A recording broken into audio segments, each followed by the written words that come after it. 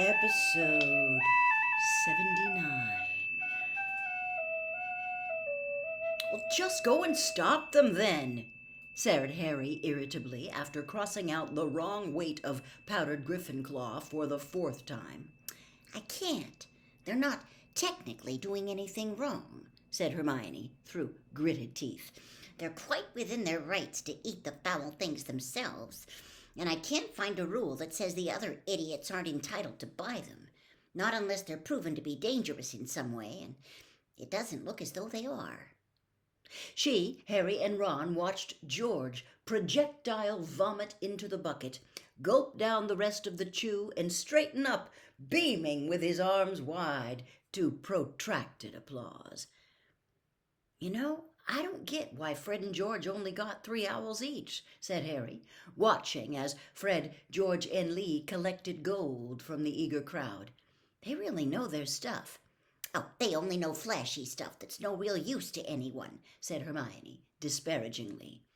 No real use, said Ron in a strained voice. Hermione, they've got about 26 galleons already.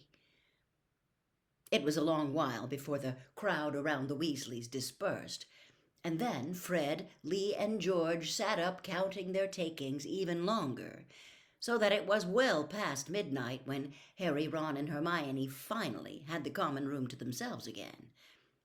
At long last, Fred closed the door to the boys' dormitories behind him, rattling his box of galleons ostentatiously so that Hermione scowled. Harry, who was making very little progress with his potions essay, decided to give it up for the night.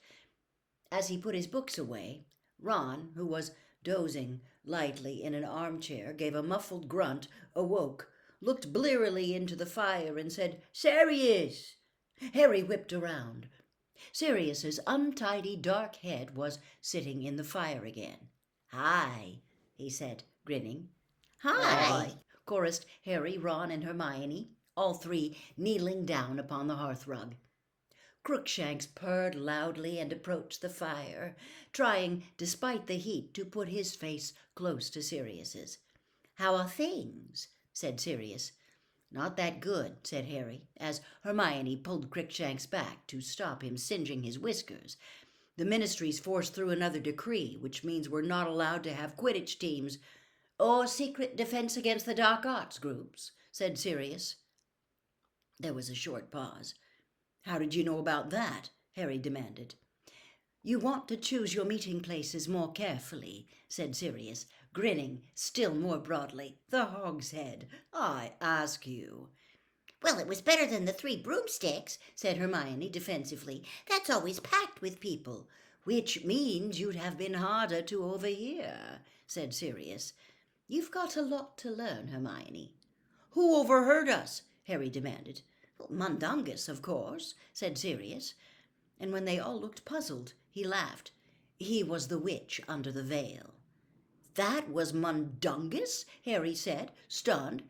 "What was he doing in the Hog's Head?"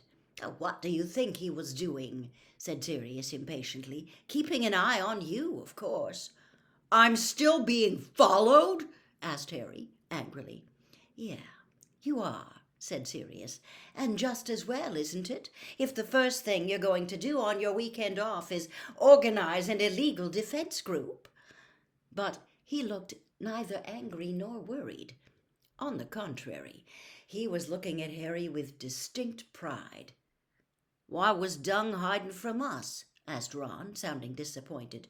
"We'd have liked to have seen him." "He was banned from the Hog's Head 20 years ago," said Sirius, "and that barman's got a long memory.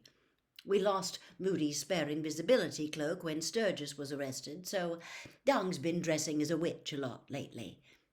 Anyway, first of all, Ron, I've sworn to pass on a message from your mother." "Oh, yeah?" said Ron, sounding apprehensive. "She says on no account whatsoever are you to take part in an illegal secret defense against the dark arts group. She says you'll be expelled for sure and your future will be ruined. She says there will be plenty of time to learn how to defend yourself later, and that you are too young to be worrying about that right now. She also, Sirius's eyes turned to the other two, advises Harry and Hermione not to proceed with the group, though she accepts she has no authority over either of them and simply begs them to remember that she has their best interests at heart. She would have written all this to you, but if the owl had been intercepted, you'd have all been in real trouble, and she can't say it for herself because she's on duty tonight. On duty doing what? Said Ron quickly. Never you mind, just stuff for the order, said Sirius. So it's fallen to me to be the messenger and make sure you tell her I passed it all on, because I don't think she trusts me to. There was another pause in which Crookshank's mewing attempted to paw Sirius's head, and Ron fiddled with a hole in the hearthrug. So you want me to say I'm not going to take part in the defense group? He muttered finally. Me? Oh, certainly not, said Sirius, looking surprised. I think it's an excellent idea. You do? Said Harry, his heart lifting. Of course I do, said Sirius. Do you think your father and I would have lain down and taken orders from an old hag like Umbridge? But last term all you did was tell me to be careful and not take risks.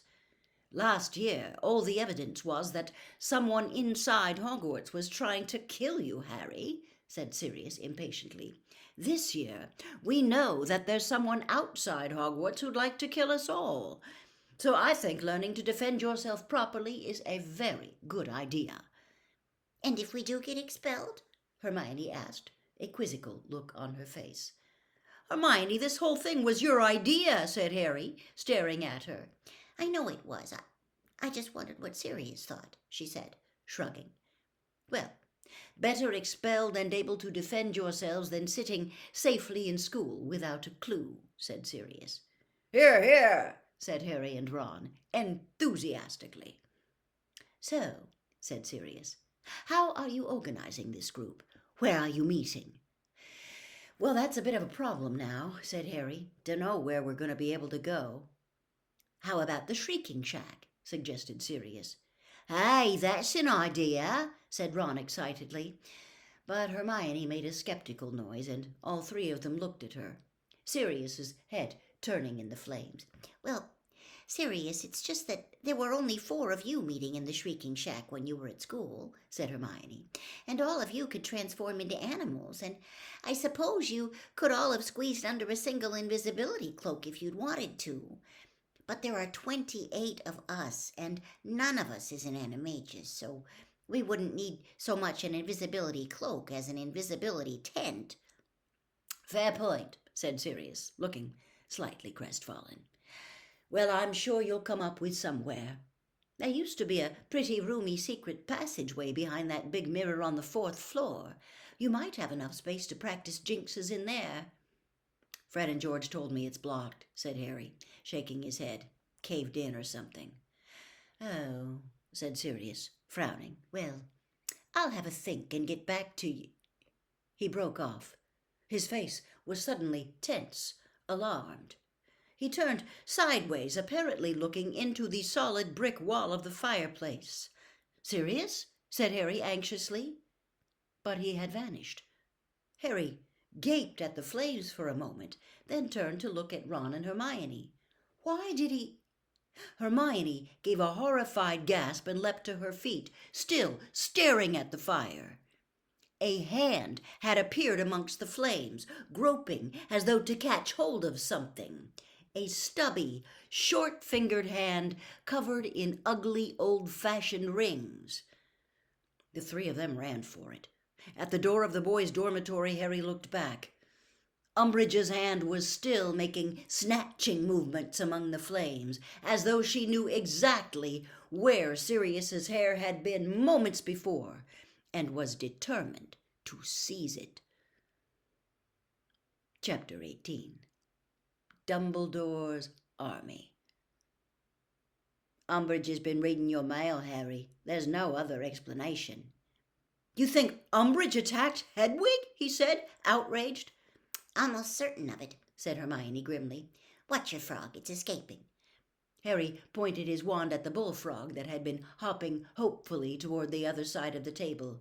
Accio, and it zoomed gloomily back into his hand.